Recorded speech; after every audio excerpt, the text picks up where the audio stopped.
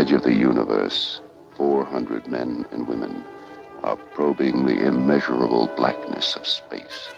Their leaders are an Earthman with no fear and a stranger with no heart. Travel beyond our time and solar system, into new galaxies, into worlds beyond your dreams. Star Trek, every week, in color.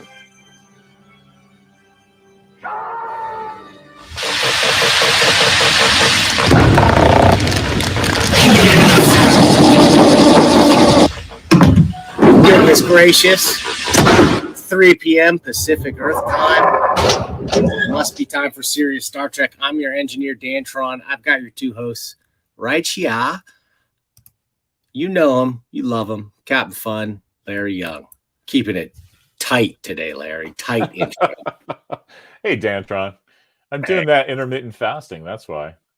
It's going pretty good. Yeah, man. I dropped 13 pounds in 10 days. So now I look like two Brad Pitts instead of three. I was going to say. You can't really tell. That's fantastic. Well, wait a minute. Maybe, we should consult before you undertake any kind of weight loss programs. You need to consult a doctor. So why don't we bring in the doctor himself, Dr. Johnny Price, PhD. What's going on, John? I am, in fact, a doctor. And you play one on the internet. It's fantastic. I think the last time I fasted, it was a mistake, and I woke up. I did a little reading on it, and I basically eat like that anyway, right? They just say you can eat 8 hours and then not eat for 16. Yeah. So, okay, you can drink liquid. So I have a couple of cups of coffee, and then I eat lunch. The thing that screws people up is they'll gorge themselves right before they go to sleep. Yeah. And your body will take off a while because your body's still working the whole time, right? But not enough. So then you wake up and it's like, oh, it's time for me to eat again. It's breakfast. That's what screws people up. That cycle. Yeah. So no, like I said, I've been doing this for a while anyway. It's just, it was maybe I had 10 hours of eating, right? Because I'd probably eat around 10:30 or 11, and then quit. Have dinner at like 8:30 or 9. Well, so I just compressed it to 8 hours and be a little more intentional and mindful, and it's awesome. Like I'm not doing anything different, just not eating like a douchebag. When do you get to phase the douchebaggery back in? That's I think those days are gone.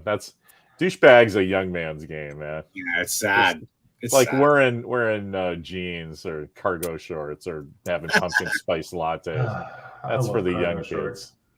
Well, hey, since we're straying into like colon health and whatever else, we could talk about it's election day too, Earth election day.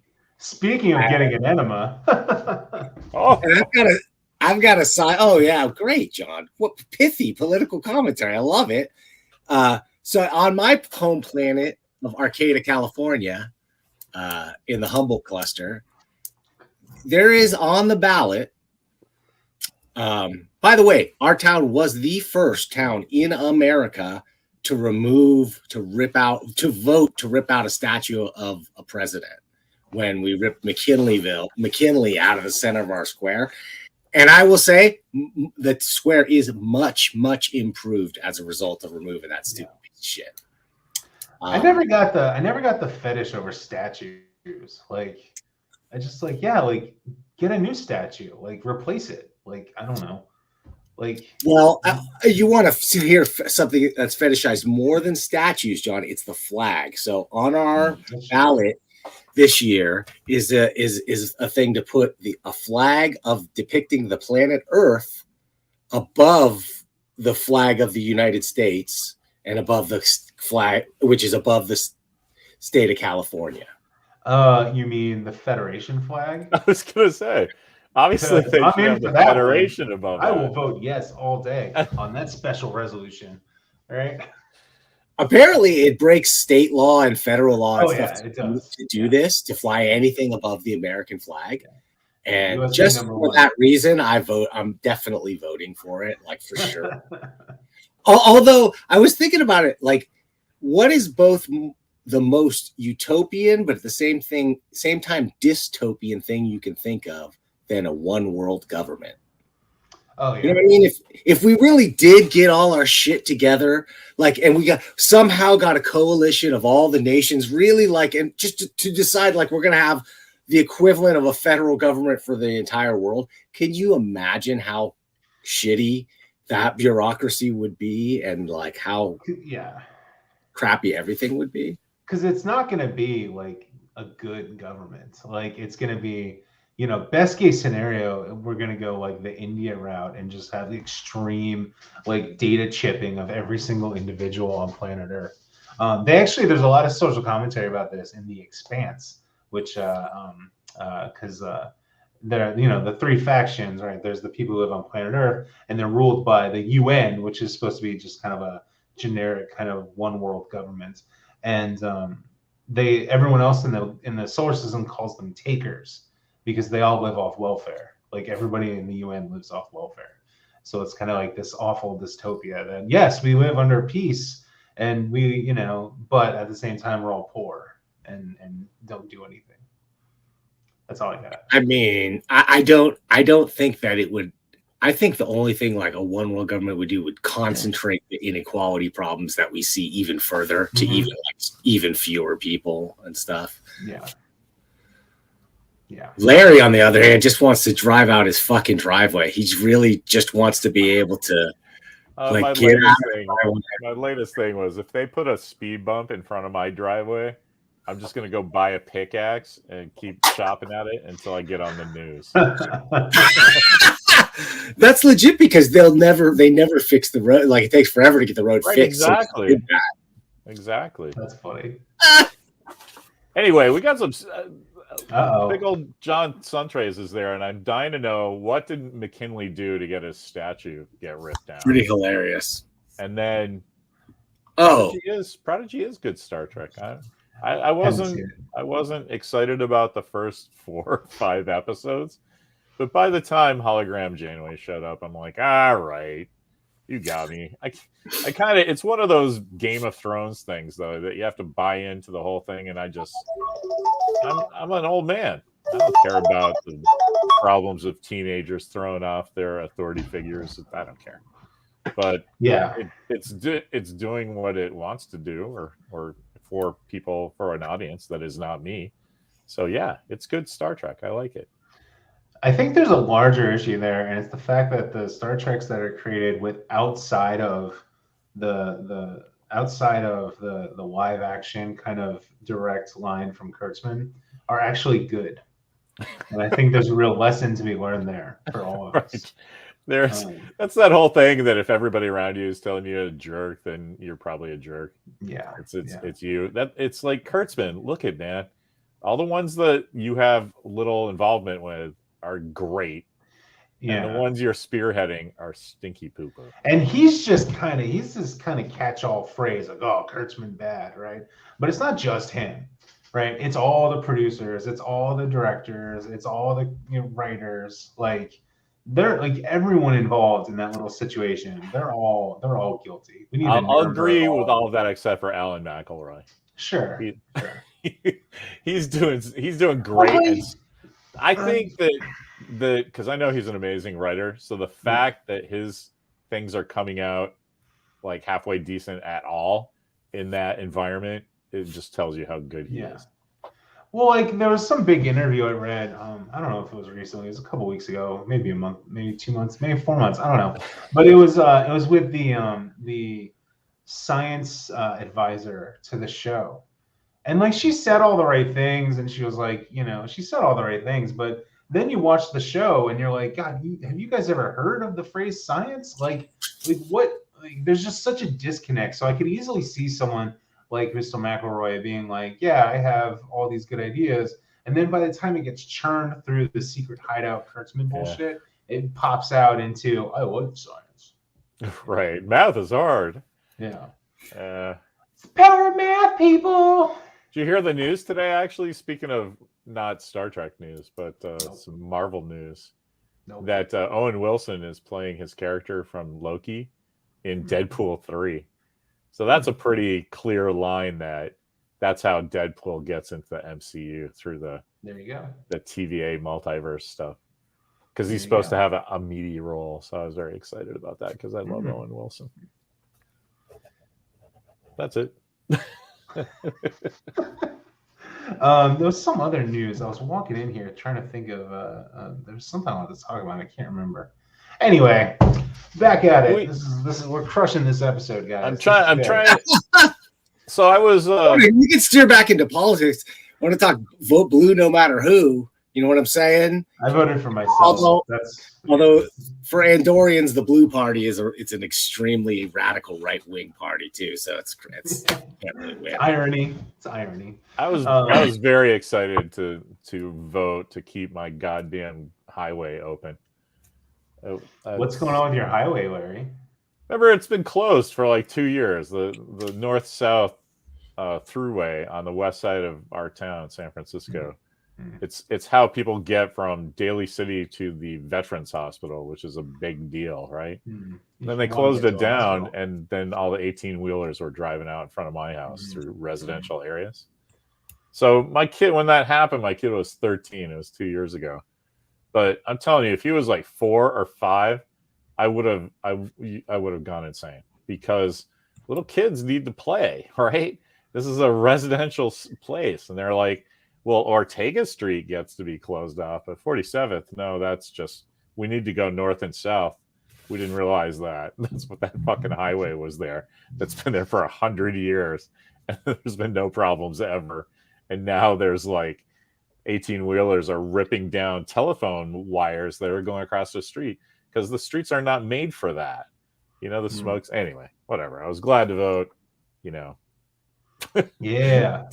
How's that looking? How's that looking? The only thing I read was like completely like keep it shut down, power to the people, man. Yeah. Like keep the streets open, and that's the only messaging I've heard on that one. Yeah, that's because those are the guys with the money, right? That's part of everyone else's problems.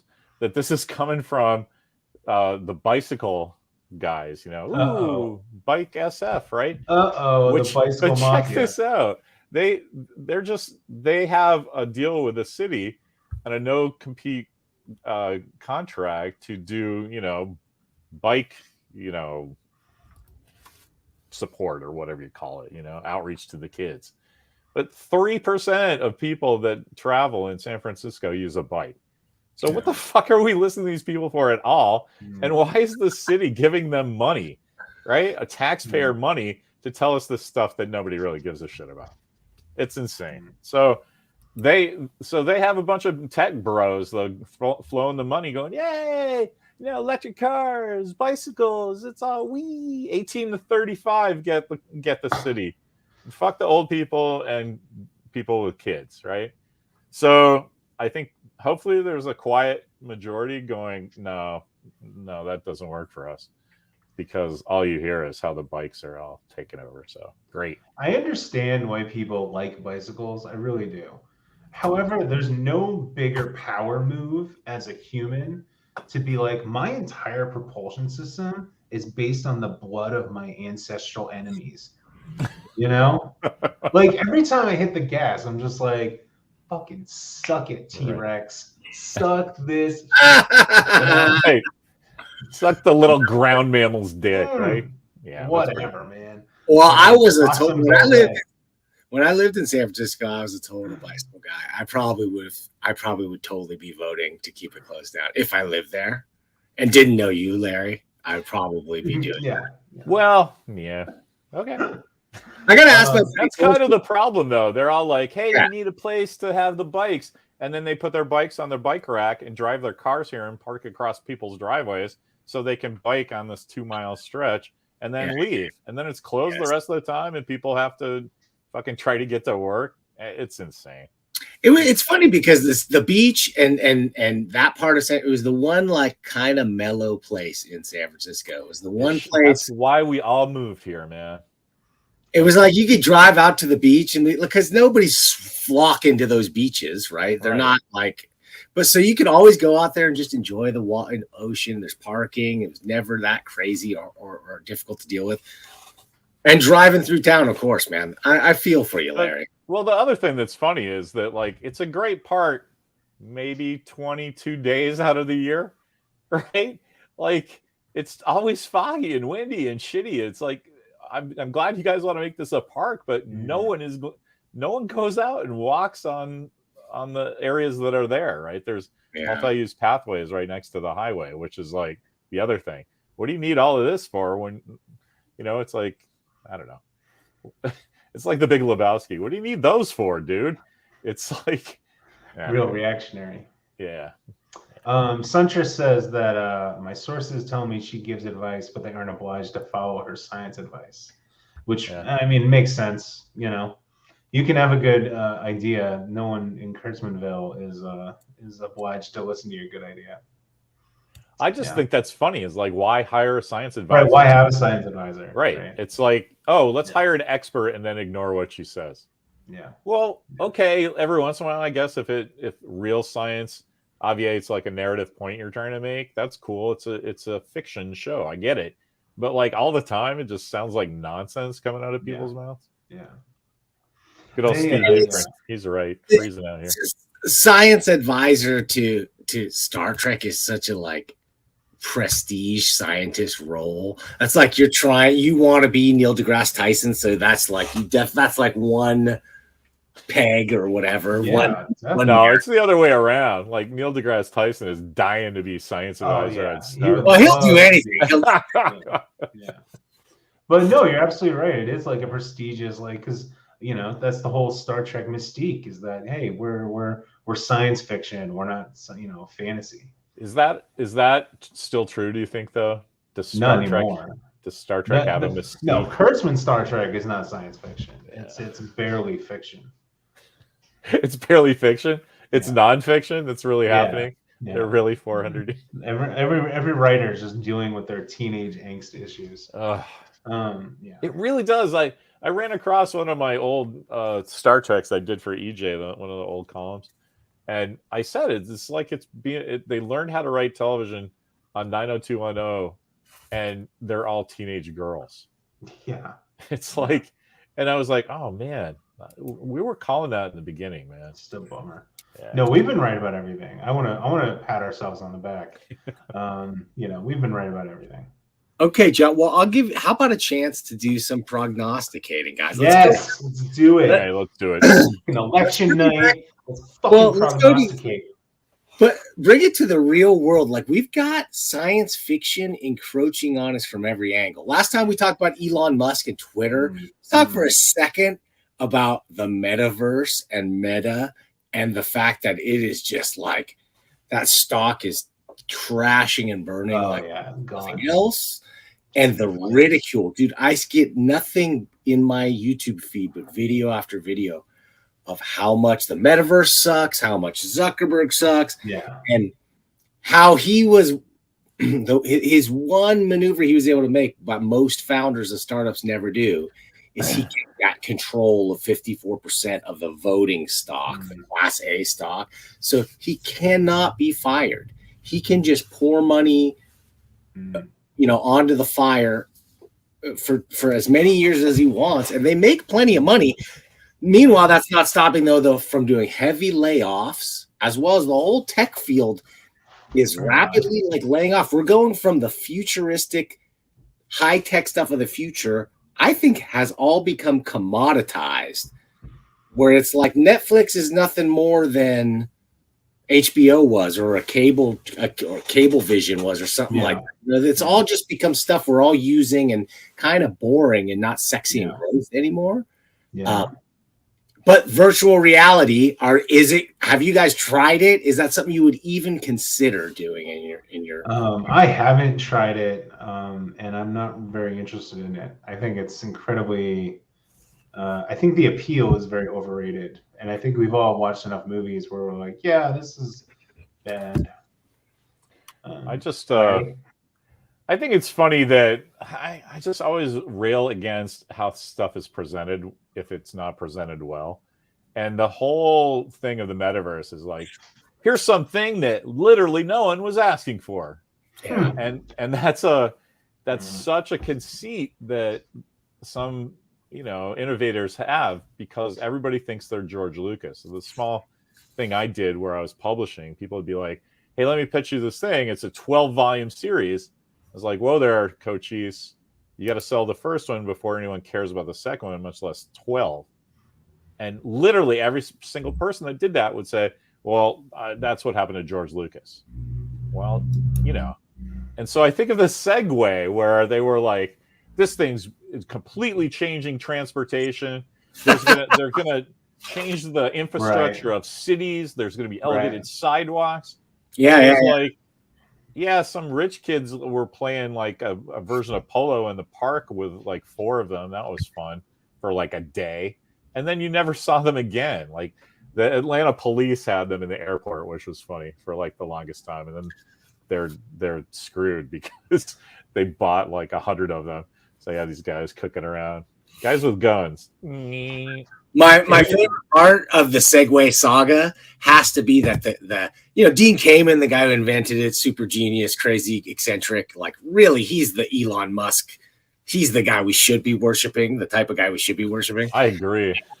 But like, so he turned the company over. The president of Segway, did you know, and this is true, you can look this up, died by accidentally driving his Segway off a cliff because he was a clumsy guy. Yeah, that's great. Well deserved. Doing what he loved to do. Awesome. We did in DC, that's what I think had about Segway Metaverse. stores. It's they're telling me how great it is. It's not. Why don't you put it out and let people find out if it's great or not, instead of telling us how world changing it is. And I think Peerless Loser here has a really great point. Which, I mean, every time I have to say Peerless Loser, it just makes my day better.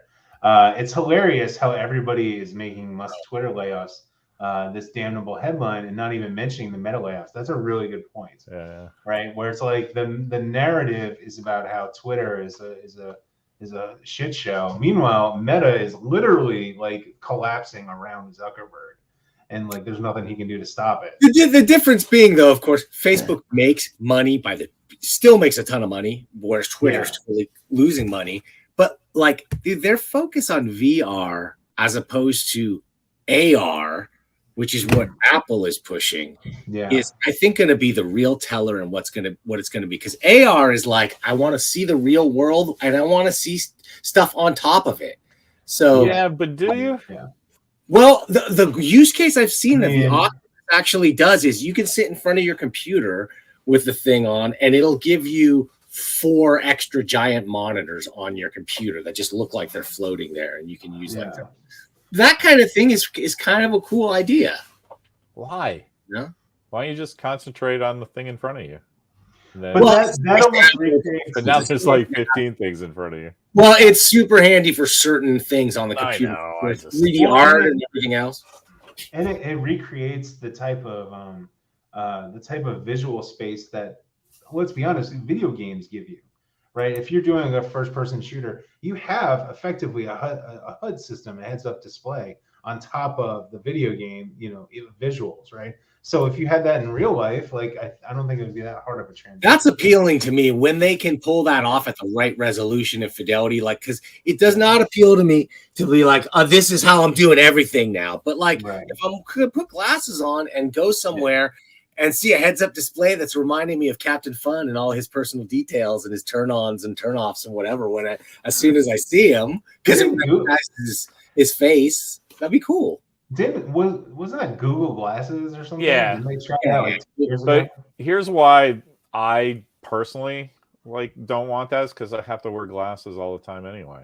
So true. So wearing glasses to see more shit, how about we just improve my eyesight, right? So I just don't see wearing another bit of headset or paying another $1,000 to have prescription Oculus or whatever. That's why I'm grumpy. I hope it takes off and it changes the world and everything, but I'm not going to be involved in that. The other interesting thing to me is that, like, we have all these rich tech guys, right? How many of them are trying to make the world a better place versus how many of them are just trying to do cool tech stuff, right? And that's really the big issue, right? Because if you're not improving people's lives, no one's going to give a shit, right? And it's like, and where I'm going with this is like, Carnegie was not a good guy, right? The Vanderbilts, these were not good people, but they use their money to improve the world that they wanted to live in. And I'm not saying they're good people for doing that. I'm just saying that they built libraries and they built cathedrals and they built opera houses and shit like that, right? Elon Musk buying Twitter or Zuckerberg trying to do virtual reality, like it doesn't really help anybody. It's just like, hey, I did this cool thing. You see what I'm saying? I do, and I agree with it 100% to the point where your take is great that the Rockefellers, they were, and everybody you mentioned, making so much money that like just making libraries and you know hospitals and stuff is like a happy accident of an afterthought of the money that they're doing, right? To the point where I'm going to spend $6 billion to stop world hunger, and then didn't, and it doesn't do it, and then spent $44 billion to buy Twitter to get $8 out of everybody every month. If he had actually doesn't make any sense at all. If he had actually followed through and even tried to do world hunger, like obviously he wouldn't take out world hunger, but like even if he tried just for the headline alone, he would have been a fucking god. Right. Say, all you had to do was put like a giant building in the middle of every country and call it Elon Musk, you know, hospital food medicine bed, and then or whatever, you know. That's actually nobody knows that I actually speak Burmese, and that's the translation of what it's called in Burma. Well, but on the other end of the billionaire spectrum, maybe you got a guy like Bill Gates, who's taken all this money and channeling it into fair point. Sometimes questionable, those shitty things, because any of these guys think they're so smart because they had the combination of a good idea and a lot of luck and rich parents. Every single one of these assholes. Let's not get past that as a starting point. But like, his blueness is coming out. Bastards. But you hear what I'm saying here is that anyway.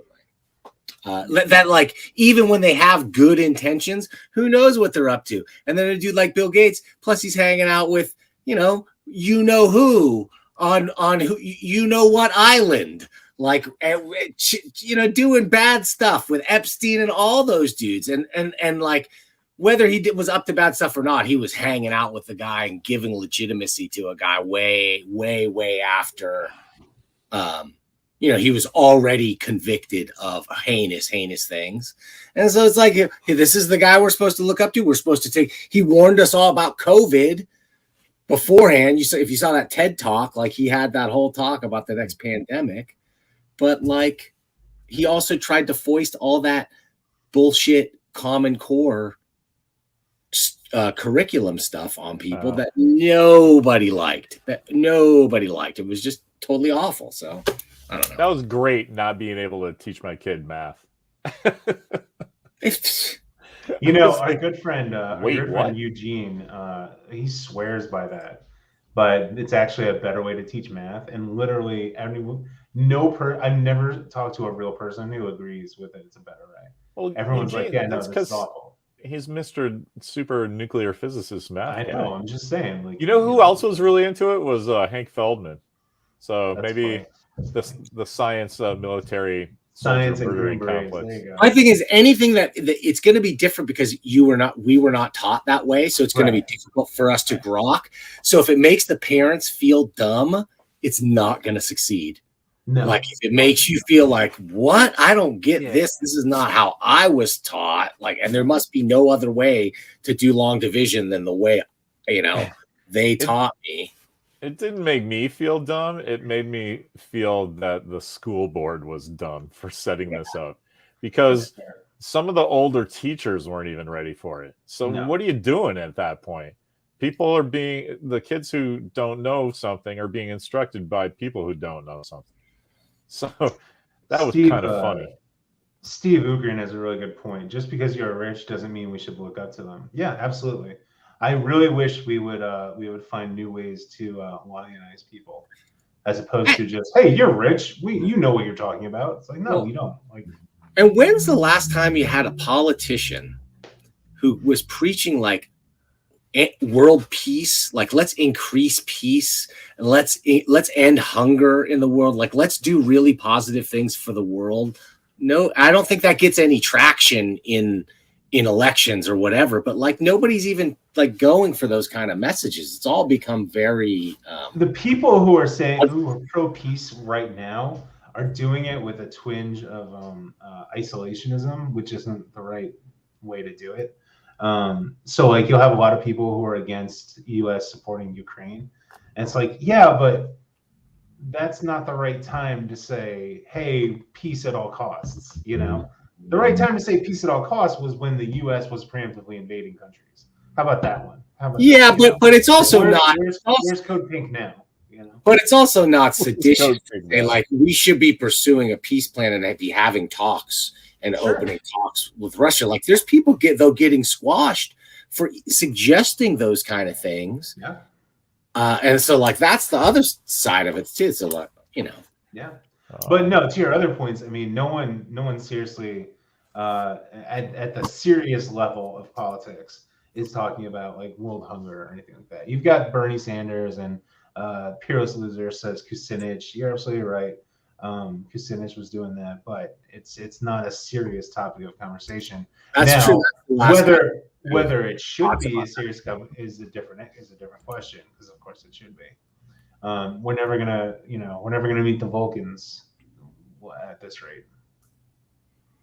Yeah, I don't know. I think that like global nuclear disarmament is like is so beneficial on so many levels. Like you could pitch a piece on just on economic levels, it'd be so beneficial and convert all that stuff. But like there's too much money to be made. Every bit of aid, do people realize like every bit, all this aid we give to the Ukraine and all this aid that we give to Israel or we give anywhere, where do they spend that money on? They spend it on weapons and they buy it from US weapons manufacturers. So we are just subsidizing the military industrial complex on a sickening level and then making it like, well, you're not patriotic unless we're pouring way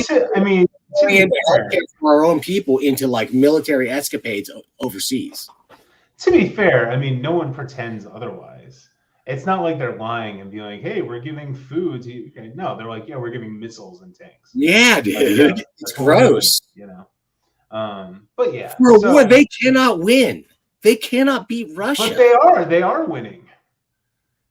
Yeah, they haven't been conquered yet. Everyone thought. Yeah, I think that your average person is saying that Ukraine is winning, even if just like staying alive, they're winning. They're not. They can't win. Here's the thing. Do you know what those Nexi tube things are? The 1950s things. I got this.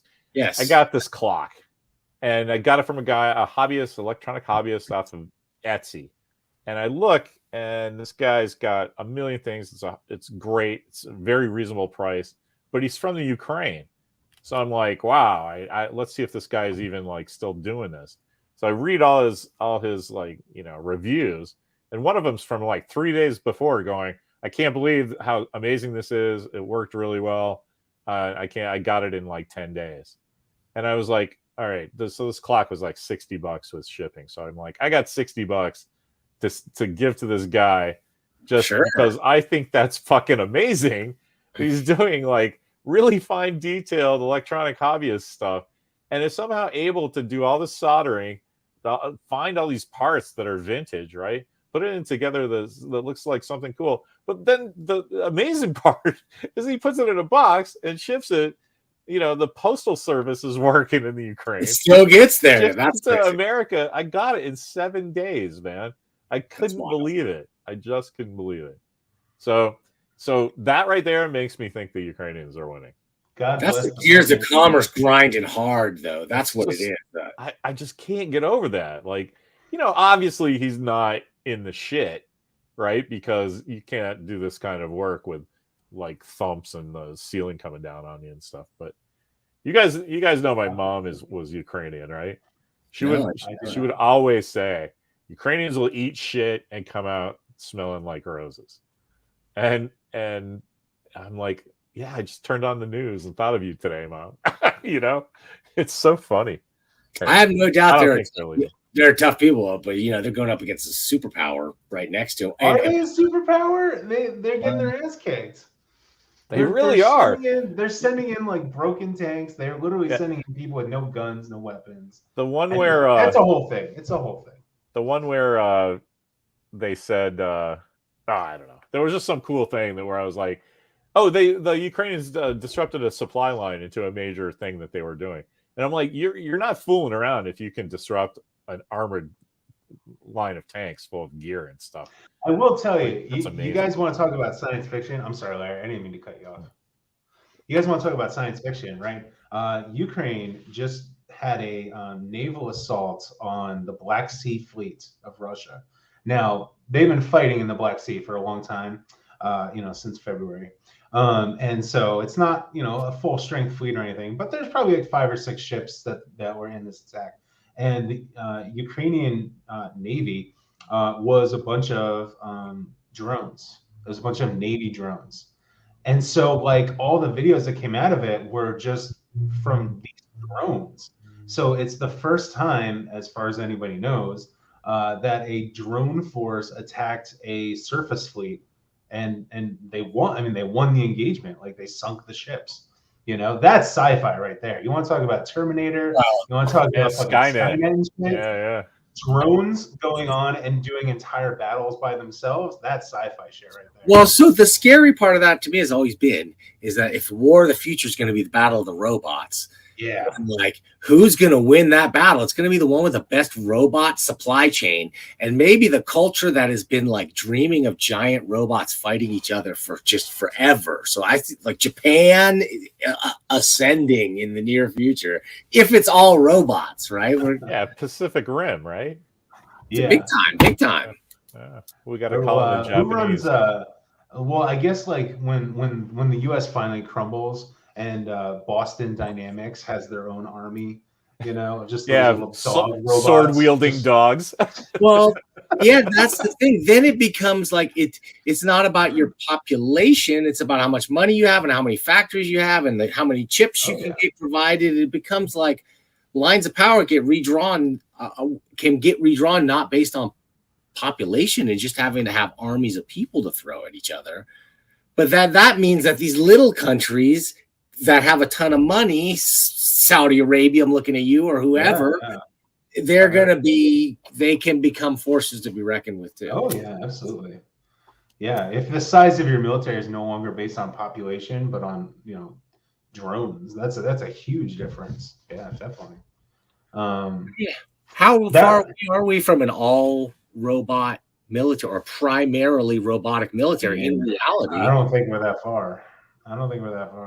That's what Elon, that's what Tesla, the other project they're working on, right? They have their generic humanoid robot that they're also trying to push out there. I just don't think, every time I'm coming in from my car and I got my groceries in 2 hands and I pull my keys out of my pocket and I open the door and I go, they will never create a robot that can do what I just did. Mm-hmm. Like without taking an hour to do it. Like maybe I'm overconfident in my abilities, but no, I think you're 100% right but I'm coming at that from the, guys who have tried to shut down my highway. It's like, get on your bike. And I'm like, all right, first of all, I'm 59 years old. Like, I think I've lived long enough to enjoy a life without being on a fucking bike. But I'm the guy that goes to the grocery store for my family, and we have a fucking teenager. And I get 10 bags of groceries every time I go. Where am I supposed to put that on a fucking bike? Right? Yeah. No good. And these people just don't understand. And anyway, sorry. You got a huge family and a ton of kids or something like that, and you've got to get them around, and you got stuff to do. Like, that's anyway. Here it's so funny because here in on planet Virginia 7, we got everybody drives SUVs. Everybody, it's very the minority of vehicles are like regular cars, sedans. The overwhelming majority, like you'll turn into a parking lot and it's literally just a row of SUVs. Oh, and yeah. a row of SUVs, and then maybe a car, and then a row of SUVs. It's funny. It's funny. It's ironic. The more rural of a place you live, like where I do, the more dependent you are on your car, for sure. Like, Yeah, absolutely. I'd have a battle jitney if I lived where you live. Well, I mean, and we got all these laws coming down the pikes here in California too. You're not going to have gasoline engines that much longer, guys. I mean, that's going to be an interesting experiment, that's for sure. Because how are you going to power those non-gasoline engines? Yeah, that's not going to work, Blue Dan, because there's no infrastructure. It's going to be. It's an interesting idea. That doesn't mean it's not going to happen. Well, no, I agree 100% because that's what's going on in my town. Everybody's like, shut down the highways, take the bus. That we curtailed service severely. So there's no like practical alternatives. So how are we supposed to not use our cars? I don't know. So it's the same thing. You know, they'll be like, oh, let's just not have, gas cars anymore. And then everybody's like, oh, well, okay, but where do I no kidding. And this is bad news, but the block over from my house, 2 Saturdays ago, guy's working on his Tesla and the battery just set his whole house on fire. Jesus. So in the middle of the day, I mean, the firefighters were there in 2 minutes, which is pretty impressive. But like, he was trapped under the car. They got him out. He's all right. Oh, no. But like, that's what people have to do because there is no infrastructure, right? Jesus. So, yeah, when that happened, Mimi is kind of gung ho, like, hey, maybe we should think about an electric car. And I'm like, nope.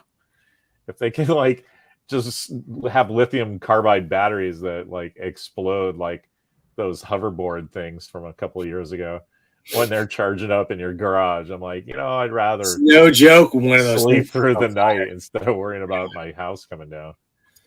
I mean, I think it makes sense for a 2-car family to have one that's electric and one that's not, like but like the law is going to, all they got to do is say you can't register that gasoline car anymore. And then it's like, it's over. Yeah. But then it's another 20 years, right? Before everybody's cars die. So I don't even know how you would enforce they don't allow you to they just don't allow you to register. That's what the auto guy here was saying. Like that's then, what but then what happens? People have just cars rotting out in their front of their house. I guess. I get an axe and start digging in the road. This is why everybody's fleeing California, fellas, and headed to parts. Right. Well, that's good. Nobody's banning gas in Texas. Our mayor and board of supervisors can flee California too. That would be just fine with me. It makes sense. I mean, look, a lot of these ideas make sense if you live in an urban environment, right? I lived in DC for over 10 years, and between school and after school, and it's a great, like, you can walk everywhere, you can take the bus everywhere, you go grocery shopping, you get enough to carry on the bus, and then you go home.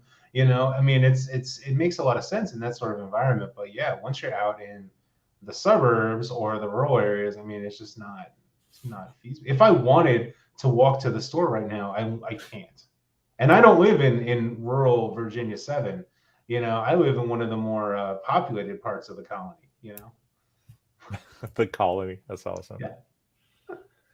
The inner rings of the. I want to believe I live in Star Trek very, very badly. I don't know if you guys know this. I very badly want to live in Star Trek. So yes, we live on Colony, Virginia 7.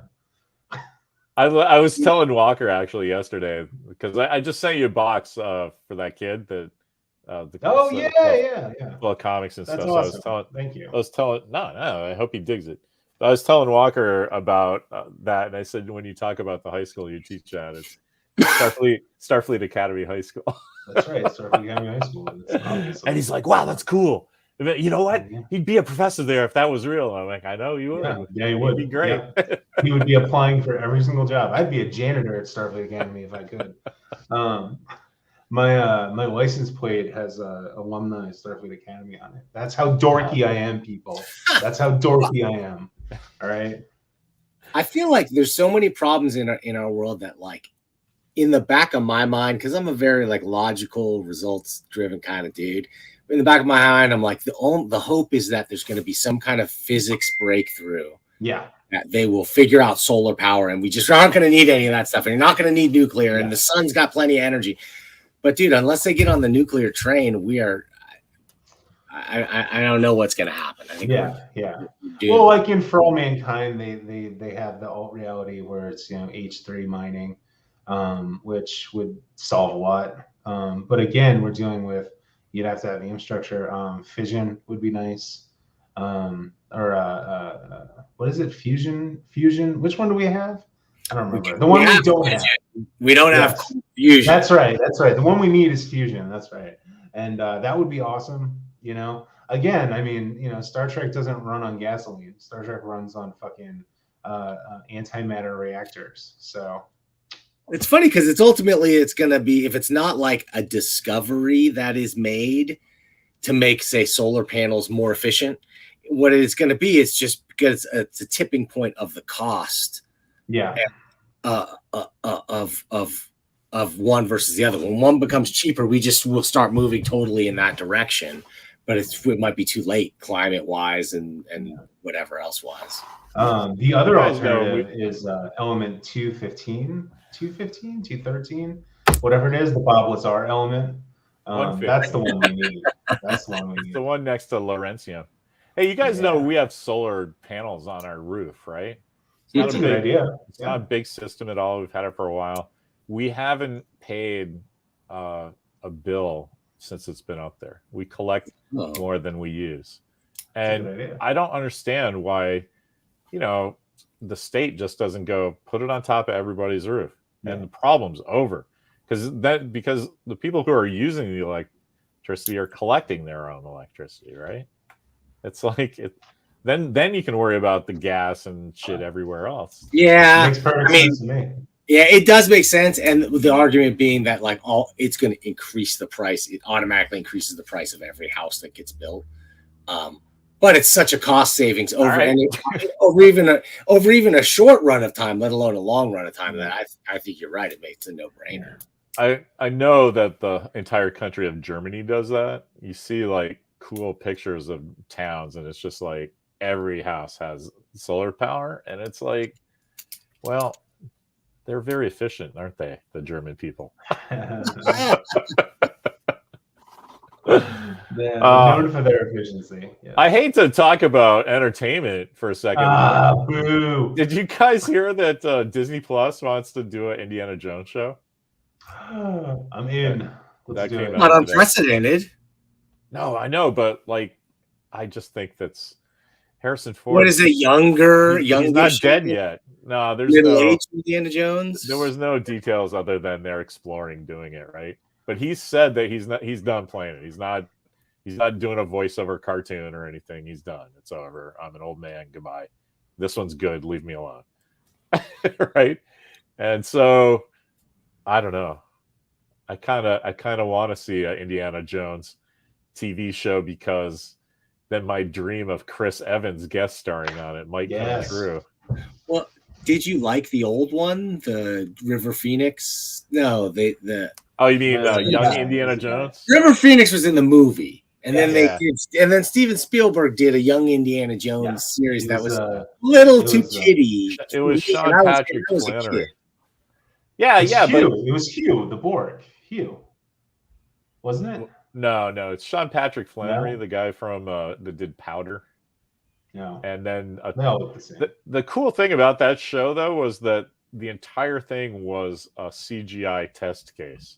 Yeah, totally. That's how they pitched it to ABC. They're like, give us some money so I'll make money later.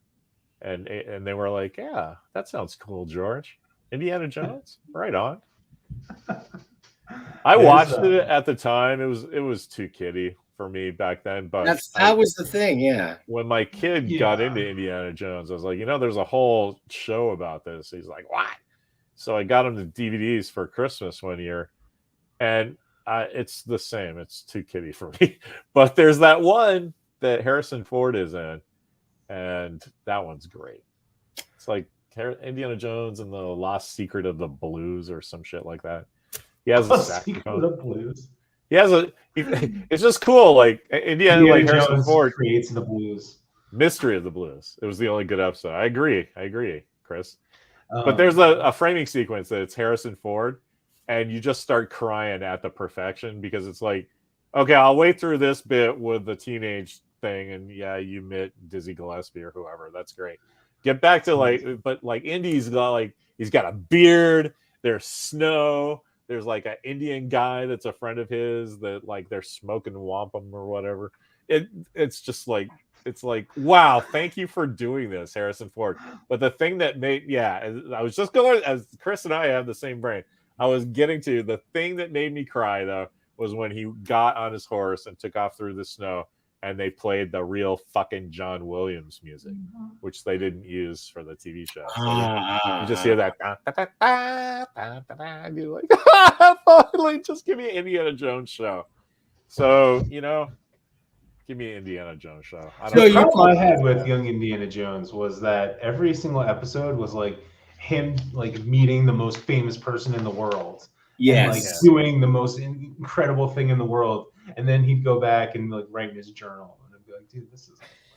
But it's because that wasn't a TV show. It was a thing that Spielberg and Lucas could point at and go, look what we're doing for the kids. Yeah. Everybody, go talk to your history professor in school and ask him who that Pele guy is or whatever, I think he meets Nietzsche in one episode or something. It's everybody. It's the most ridiculous thing. Here's the Lawrence thing. of Arabia, he meets him. I mean, in our current cultural moment, going back and doing period pieces, especially from when Indiana Jones was, I don't know, in Indiana Jones, there was not much race to deal with outside of Short Round, and that was not a pleasant bit of racial characterization. So, do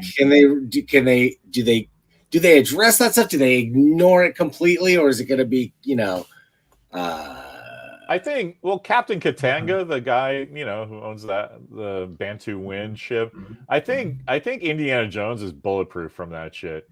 I think that if you start crying about, oh, they're being racist in Indiana Jones, I think there will be a backlash against you personally. Because most people are like, no, we get what's going on here, and that's separate from trans representation. Right? I'll bet some of the native representation, say from Temple of Doom, might not fly into Temple of Doom does not hold up. I hate to tell everybody, but I know a lot of people love Temple of Doom. That does not. I mean, Temple of Doom, or even Raiders of the Lost Ark too, just the native stuff. I don't know about Raiders. Raiders is kind of innocent, but Temple of Doom is the movie why there's a PG-13. So it's kind of that's the exception that proves the rule, right?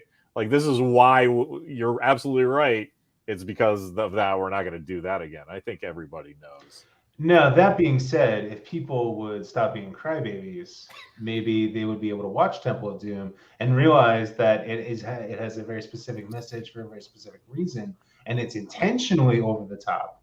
But that's just me. I love Indiana Jones so much. I have Larry and I have talked about this, and I'm not going to talk details on air, but we have an entire. Are we still working on that? Indiana Jones universe that we. I was telling Walker about that. Are we still working on that? I saw that. I found that email the other day. All right, we should work on that. Well, so are you guys pumped? There's definitely a new Harrison Ford indie movie on the way, right? Spielberg driven. Allegedly, it's done. Allegedly. Because Crystal Skull, I'm sorry. They just it's sullied the legacy a little bit. They're gonna have a lot to make up. I didn't have a problem with Crystal Skull. My big problem with Crystal Skull is that when they blow up the fridge and then they're decontaminating him, there's all this dialogue about, fucking leave Colonel Jones alone. He did all this cool shit in World War II. And my face started to melt like tote. I'm like, you fuckers, why didn't you give me 3 of those movies? Right. Around 1992 to 1997 or so. Where were those movies? Oh my god. Anyway, I actually like Crystal. The part of Crystal Skull I like is Shia LaBeouf. I like the idea I like the whole movie. The movie's great. Well, I'm just saying, like, I don't. I'm a big Aliens guy, but I didn't like the way they did the Aliens. I didn't like the way they did the Cold War.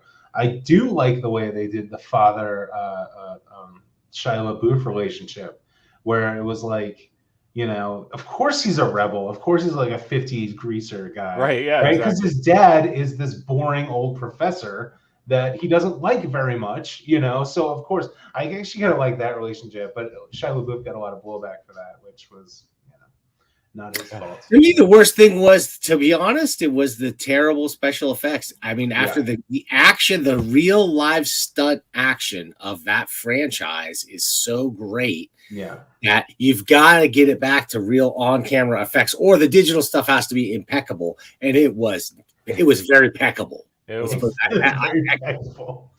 Very That's the one with Luther. like all the monkeys are flying around. Yeah, or those are awful, awful stuff. Like took you out of the movie, and things just like car chases and stuff looked extremely digital and not well done, to the point where I'm just like, nah, I don't need this. I'll go watch any of the other movies. I was like, that's great. Whatever.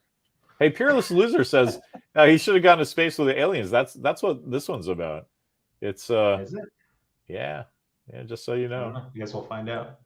Come on. I like the idea always like the idea of what they said they wanted to do was make it more 50s now and make it more 50s style. Yeah, giant ants and robots in outer space. I think that's a great idea for the legacy, continue the legacy of just like the genre films they were honoring, move it forward. And they could even move it in even further than that. Well, that's the thing. This one's in the 60s. There's all these behind the scene pics of the set of a giant ticker tape parade that the astronauts have come back. So great. That's what I want to do. Man, this could be my favorite Indiana Jones movie. Okay, it could be. They could pull it off. I just think they did Crystal Skull at a time when CGI was just wasn't. It's not Shia's fault. It's the same with the prequels, right? The prequels. You know, there's a lot of good ideas for CGI, and the CGI just wasn't quite there. Now, the prequels are important because they push the CGI, right? I don't think Crystal Skull was pushing the CGI. Nah. It was just a shitty movie. I love Jumanji, the first Jumanji, and it's a great movie. The monkeys are kind of like that, so I just didn't care. I'm like, I get what you're doing. These are placeholding special effects. Right on. Giant monkeys, ants. That's crazy. See, if Lucas is gonna destroy movies, he should destroy movies like Crystal Skull and redo those over and over and over again. Leave Star Wars alone, you bastard. Also, but because it's Jumanji and it's like a magical board game come to life, like you have a little more suspension of disbelief. Yeah. When it's like Indiana Jones throwing a punch at somebody on another car and it just doesn't look, it just looks phony baloney. It's like, no, that cannot be in an Indiana Jones movie. Every shot has to be great. All right. So true. I bet you James Mangold, the director of this one, has done the picture with that in mind. Definitely. I hope so. I can't just half-ass this one. I hope so. I really do. Steve is blowing up the comment section with his animation and budget and no quality control. That's exactly everything. They could do the one, the movie that gave me faith, brought back my faith that you could remake things and make them super badass and even better is it was Fury Road, Mad Max Fury Road. Yeah, so good. That was a tour de force unlike anything. It was all action. It's everything you would think you would hate, like less story, more action, but like no, they did it just right and took it and took it there. But the thing was they nailed all the special effects in that movie so well. It felt like real cars, even though a lot of that was not real cars. A lot of it was, but plenty of it was not. Steve is right. Those were mostly real cars they built. Yes, Brett true. Lewis designed them. Did you know that? Brett Lewis from the Image Motown comics. He's an illustrator. I mean, the cars were real, but like they would change the world around it, and it was what they removed. Yeah. They did special effects subtly, and they did it correctly in a way befitting of a big budget thing that made it like was worthy of what Mad Max was. It was better as good or better visually than Mad Max was, and you can't say that about Crystal Skull. That's the only thing. That's No. like I prefer the old optical special effects from the old Raiders movie hold up better than the special effects in Crystal Skull to me. I think a few more years and people will look at that the exact same way. Because I was just thinking of the Nazi guys with the truck going over the cliff, and it's obviously paint and models and a little wire guy moving in stop motion, and it looks fake as shit. But you go, yeah, right on. Indy killed the bad guys, and I think that's what's going to happen. People are going to be like, because that's what people think about Jumanji. It's like, oh, aren't those special effects quaint? We get what they're doing. It's a magical world. Yeah, so's Indiana Jones. He blew up and survived in a refrigerator. No, Indiana Jones is a documentary. I will not deal with this blasphemy. Nah, Mission Impossible is a documentary. It's so true. It's so good. Well, they took plenty of heat for that stuff. For that fridge shot for the fridge. But it was like an old idea. One of them, either Lucas or Spielberg, had forever, and that they wanted to use. And actually, I thought that was one of the cooler. Like I was in for that part. Yeah. Everything else kind of, it's not memorable to me in the way that those other movies are. I love that whole movie. He went back to the Area 51. That's the end of Raiders of the Lost Ark. That's awesome right there. Of course, the where the Ark is Area 51, and of course they have alien bodies. I don't know. I don't know.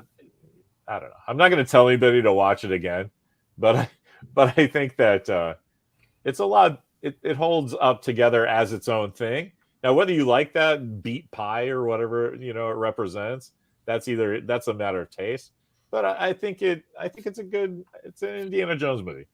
It's not the best one, but they did good. It didn't kill my taste for Indiana Jones movies. I want to see it. Although, like I said last time, Harrison Ford, I don't know if he really has it in him to be Indiana Jones. I really don't. He's a really old guy now. And that's a very physical part. So depending how they do it, I don't know. That's You haven't been watching any of the production stills or anything? Nothing. There's been a bunch of pictures of him with the CGI dots on his face. Okay. And then a bunch of 15 stuntmen that look exactly like him in shape and build and silhouette. Okay. But so those are the guys that are going to be running around and snapping the whip and stuff. And he's the one. Anyway, this movie's going to be fine. But it's been longer in real times since the first movie was made and this movie was made than it was in the amount of time that's supposed to have taken place in the films. Yeah, you get what I'm saying? So that's kind of an interesting. But not as much as you think. Like he's 72, so the rule of thumb. Actually, Sagasag and I went through this. It I should be 1972. He was born in 1900, but he's not. He was born like in July of 1899.